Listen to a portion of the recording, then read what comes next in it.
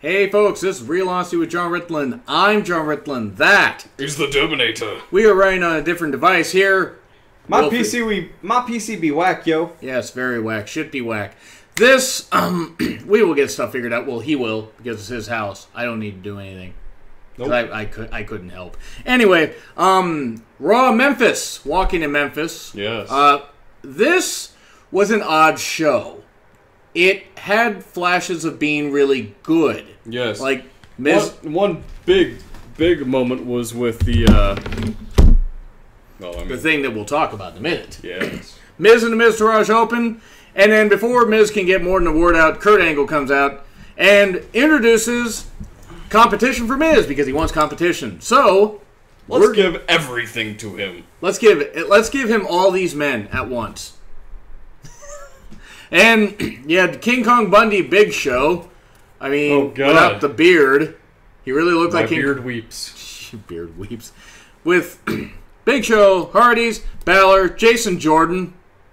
It's not his fault. This just isn't going anywhere.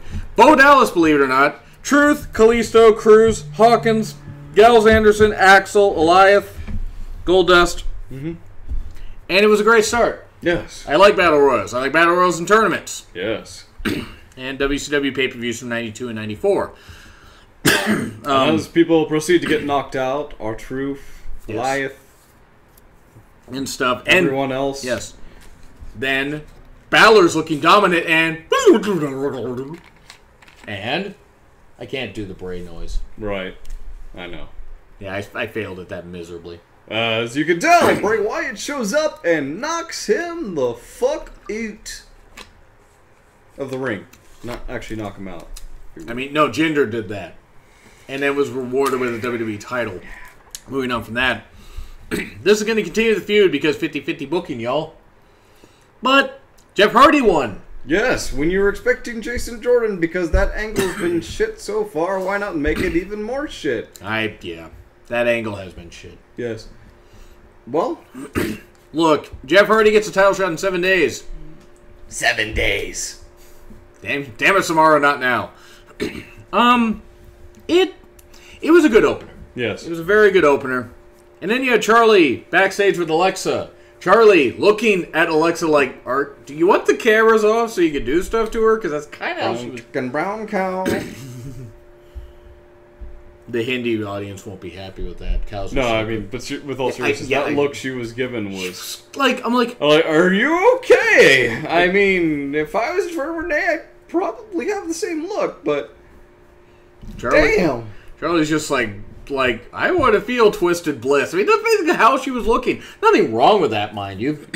If you swing both ways, cool. But, seriously, it was a now kiss moment. Moving on from that, Enzo beat Noam Dar. Noam Dar turned up on from 205 Live and lost to Enzo. Noam Dar, one of the best wrestlers to come out of Scotland, lost to Enzo Amore. I want that to sit with you for a moment. Just really think about that. Just a moment. I want you to contemplate your life and think about what you've watched. All right. That was stupid. Yes. And now, Enzo's going to be part of 205 Live tomorrow. Cedric Alexander and Grand Metalik are going to have to carry him. We will review that, though. Which would be easy enough for either one of them. True. Well, I mean, throw him out of the ring. And then laugh. Is Enzo laughs in Spanish. Yeah, summon Satan in Spanish was my favorite one. But... it's just, why? I mean, yes, it's somewhere where Enzo can be maybe harmless, but if he wins a Cruiserweight title, they might as well just throw it in the trash. It'll be worse than Hornswoggle winning it. Because remind us of that. I didn't say it was a good idea. And they only let Hornswoggle hold it for 2 months before they got rid of it. Anyway, poor Noam Dar. It's like they're trying to make some people quit. Now, I get not everybody can be on top all the time. People have to lose. That's going back to the Charlie Alexa moment. Now I wonder who would be on top in that. Anyway, but Noam Dar has been like the Cruiserweight punching bag. And it's sad, because as you said, one of the best talents to come out of Scotland. Hell, one of the best talents to come out of any, Scotland, Ireland, Britain, that whole area. Yeah. And he's jobbing to Enzo. What have you been reduced to? I mean, you thought the Alicia Fox angle was Jobbing bad. to Enzo Yes. Amore. How bad? That is the worst. It really is. Anyway. But then we have Bork Lesnar. Oh Actually, yeah, you the know what? Bork Lesnar. The Bork Lesnar. Bork Lesnar and the Heyman with the hype for No Mercy. Yes. No Braun, unfortunately. Maybe that was a good idea to keep him off and kind of build the whole thing since you had that happen. Still, I hope we got a dark match with Braun coming out and destroying somebody. Like 3 jobbers. Because he could easily do that. I eat jobbers for breakfast. Please don't. But anyway, it was good. It was enjoyable. I mean, and we are back with lighting. So anyway, it was good hype for No Mercy. That was still fun. That was enjoyable. Rollins and Cesaro with, of course, who was at Cesaro's side? Sheamus. So it was Sheamus and Cesaro. God damn it, Flampier. It was decent. Nope. It was a decent match. No more Buckle Bomb, though. Please, no more Buckle Bomb. And I'm not blaming Seth for it. Look, like, accidents happen. Yeah. Of course, Brett would say otherwise. Then again, Brett would say a lot of things. But no more Buckle Bomb. Though I did like how Cesaro fucking no-sold the shit out of it. He gets hit with it. Oh, it's done. And then uppercut. Boom. Yeah. After Ambrose threw some shade at Sheamus and then beat him. Some shadus? Yes, some shadus. There we go. It's like Schick Shadle. I don't think that Sheamus can produce shade. He cannot. White as a freaking ghost. He is as white as the Northern Star. Yes. Ghost Shark. That's a movie you guys should check out. No, you really shouldn't. It's as bad as you would think. Yes, it is. Not as bad as Shark Exorcist. Anyway, moving on. Ambrose and Sheamus. It was good. It was a good match. This is just playing up variations of it until they have their rematch at, at No Mercy, where Rollins and Ambrose will no doubt retain. Did you forget the pay-per-view name for a moment? No Mercy. Did I screw it up? It took you a moment there to remember it. It kind of did. The Are you okay? No. Okay. I don't think I've been okay for Then how we're long? back to normal. Back to normal. It was a good match, though. It was good with Ambrose and Sheamus. And then you had Emma with her blue double-D, double-die lips. And Mickey. Yeah. It was weird. And then they had a match. It wasn't any good. And Emma won. I mean, look, both these women are capable of putting on really good matches. And it's just, let's put a filler feud in. Mickey, if I win, you can't say you started the women's revolution. But if Emma wins, she can tweet that she started the women's revolution. I mean, I thought that other feuds starring over stupid shit were bad. Well, I mean, it's not like a fight over fake shampoo commercials. How did... They're fighting over shampoo. It's a great sign. But... Poor... It's not a kendo stick on a pole match. I blame Russo for the on the pole stuff, even though those matches were happening many years before he got into wrestling. Moving on, though. Now we get to the main event. Well, not the main event, but what might as well have been. Yeah. Yes. Reigns and Cena, the contract signing. Whoo! Whoo! Apply ointment to the site of the burn. You're just a corporate-made John Cena bootleg. Which is Roman Sanus. Now that I say that out loud, sounds like anus. It does. And that is even better. Reigns struggled with his comebacks. Like, he had some of them, and then, oh, jeez. Like, Reigns, seriously. You're like... Someone signed in the back. Reigns' mic still needs work. I mean, that was bad. And it's not that Reigns didn't have some... got no pancake mix. He does not. He's flapjacking around. Yeah. What? He's waffling. God damn it, now I want waffles. No good sucker filled with succotash. He's past that. We have to at least say that much. At least he's past that. Is he, though? Okay. I'm not saying he's much better. He was given solid material to work with. And he failed. Very nearly. He had some moments. He is definitely not at Cena's level when it comes to cutting a promo, especially one where it comes to breaking someone down like that. And I'm not a big fan of Cena, as you guys would know. But when he wants to actually be, he can do some good promos. Now, yeah, you can argue the whole thing with Corbin, that maybe that, oh, well, Cena definitely shouldn't have won. And Cena may have been a bit of a dick to Corbin in the ring. That's because Corbin's been a bit of a dick to everybody else. To be fair, yes. I mean, I'm just saying. I mean, I'm not saying what Cena did was right, but yeah, Corbin maybe should choose his battles and when to be a dick. Rumor has it Cena essentially said to Corbin, "You haven't done shit here." He's not wrong in that sense. He's not. No. And Corbin still got time. Moving on from that, though. Yeah. Reigns had struggled badly. And again, it was like the Usos New Day rap battle thing. Yeah. And as much as I don't like the Usos won that hands down. Especially with the Xavier Woods. Instead of keeping Rated R like your boy Xavier. Where I'm like, whoo! Woo! Yeah. Damn. But I'm still here because you can't do your job. Boom. I mean, right there. It was a stake through the heart. Nailing it. Just hammering the nail on the head. And he's not wrong, and it's not... Is it all Reigns' fault that he can't do his job? No. Now, some of it's on him. Some of it's on creative also, because they pretty much booked him like shit. But of course, where John Cena hammered the nail on the head, Roman Reigns has been nailing the hammer on the hilt.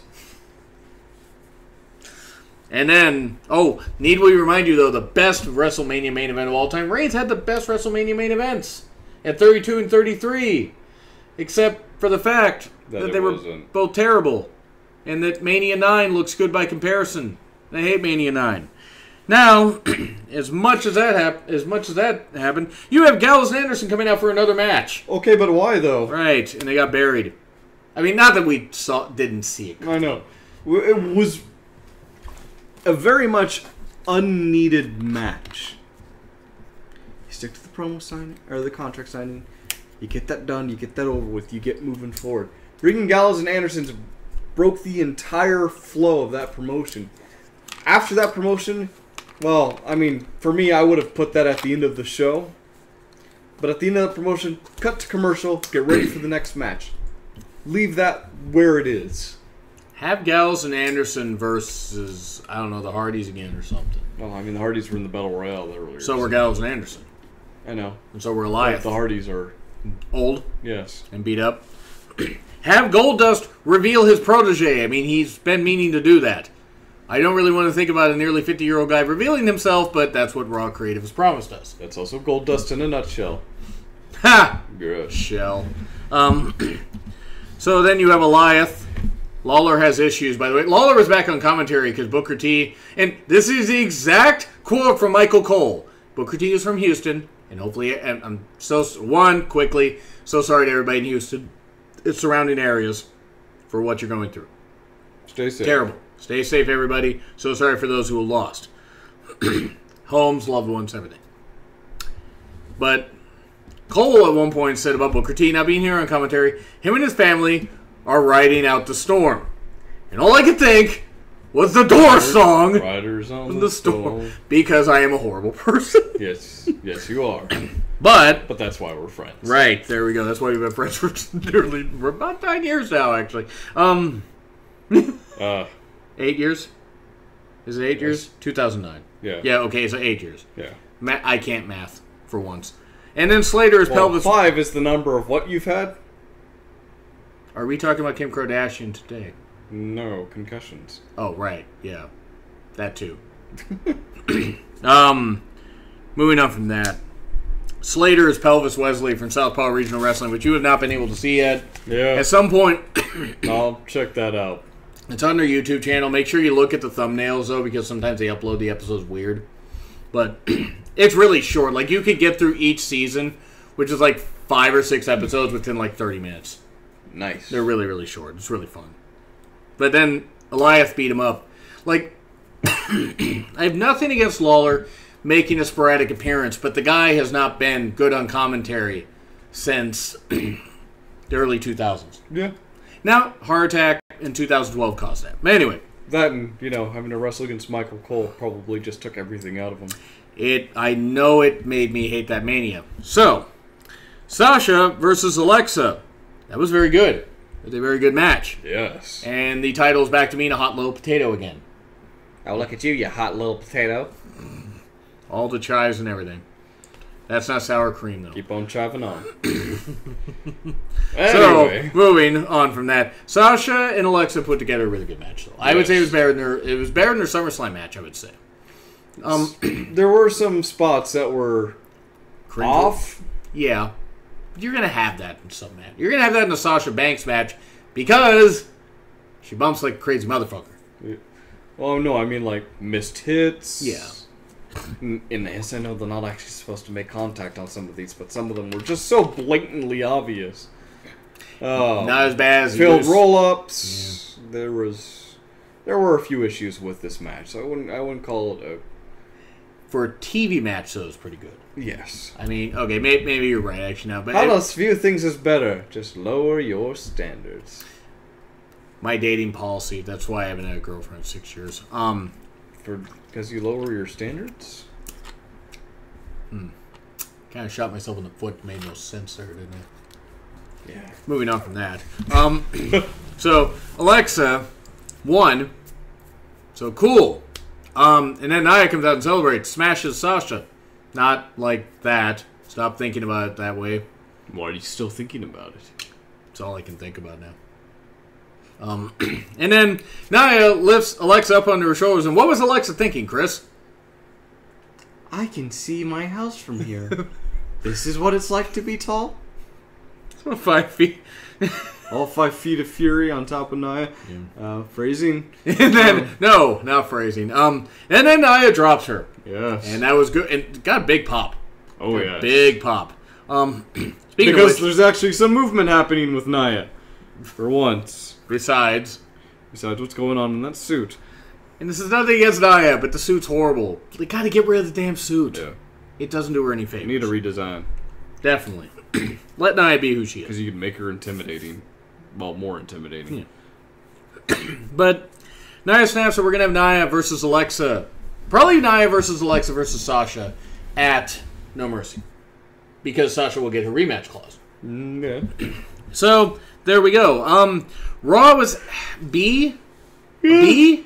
I mean, it had really, really good moments, but then it had Enzo and Noam Dar losing. It started strong, had a bit of crap in the middle, and then nearing the end, we had a terrific promo, and then you had a good TV match. Yeah, for the championship. So, I mean, overall, I'm gonna bring myself down to B- on that one. There was so much missed potential here. The timing for a lot of these was off by a lot. Yeah, when it was good, it was good. When it was bad, it missed. It missed badly. It wasn't a shit sandwich, but it was definitely Bologna.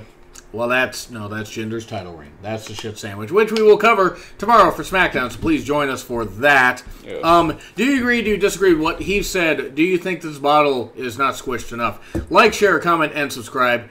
My Twitter link, his Twitter link, in the description. A thumbnail also from this guy. This has been Real Honesty with Jonn Ritland. I'm Jonn Ritland. That's what the Here's the Terminator. Yeah, we will see you tomorrow. Goodbye, mortal.